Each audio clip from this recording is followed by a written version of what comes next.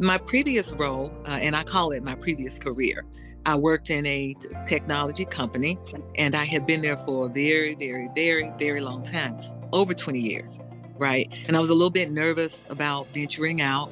It took a while for me to make that decision, but then about 12 years ago, I took a chance, a risk, and I left that company. I thought that I wanted to be a servant leader for a nonprofit. Totally different shift. I'd gone back to grad school, got a consistent degree that would enable me to do that.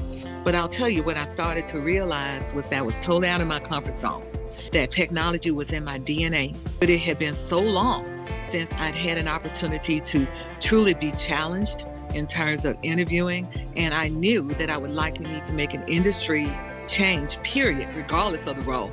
I was uncomfortable, scared to the degree that the first few interviews, I literally would have to lay my notes out.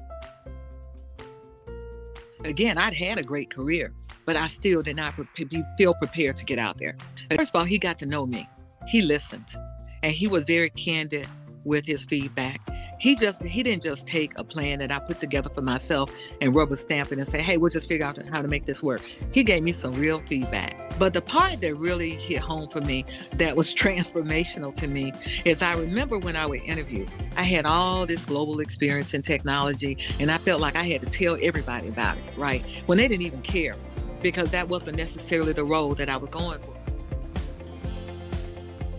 Even though you really may not have done that role specifically, I actually managed people that had done that role, but I had so many applicable skills that I had exercised in other roles over the years. He said, you focus on those things, the results that you've been able to drive. If you're going for a project role, senior project role, a program manager, that's all we're going to talk about. All that other stuff, people don't care about.